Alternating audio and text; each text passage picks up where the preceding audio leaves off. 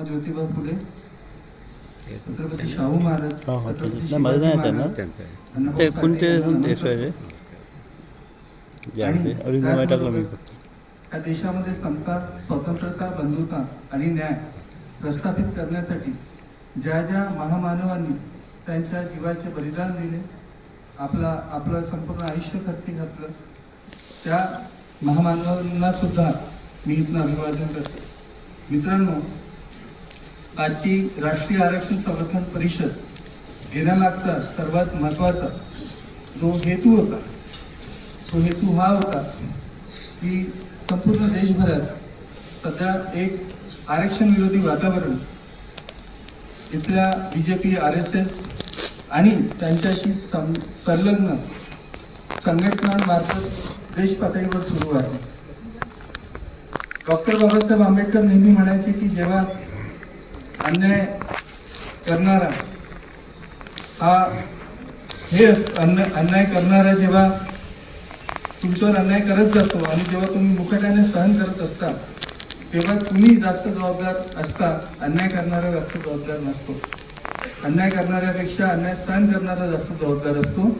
तर मला वाटतं सभागृहामध्ये बसणारे सगळेच मान्यवर हे अन्याय सहन करणाऱ्यांमधले नाहीत आणि त्यामुळेच ते ह्या परिषदेला आलेत. त्यांचं सुद्धा मी मनापासून फार स्वागत करतो.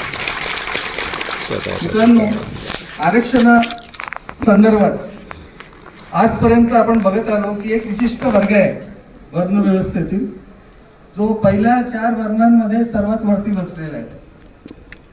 त्याचं फार दुखणं आहे.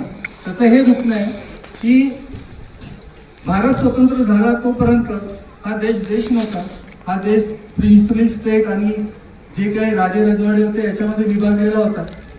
आणि त्याच्यानंतर ह्या देशात जी उपेक्षित लोक होती, ज्यांचं आम्ही वर्षानुवर्ष, हजारो वर्ष ज्यांचं आम्ही शोषण केलं, त्या लोकांना संविधानाच्या मार्फत जे हक्क अधिकार मिळाले, ते हक्क अधिकार वापरून आता ते आमच्यासोबत बसत आहेत. आणि ते बसून आम्हाला प्रश्न विचारतात आहे की हजारो वर्ष तुम्ही आमचं शोषण कसं काय केलं. आणि म्हणूनच ही लोक, यांना असं वाटतं की हा भारत देशातली सगळी जलसंपदा, जनसंपदा, वनसंपदा आणि सगळ्याच प्रकारचे रिसोर्सेस त्याचा फक्त तोच एक मालिक आहे.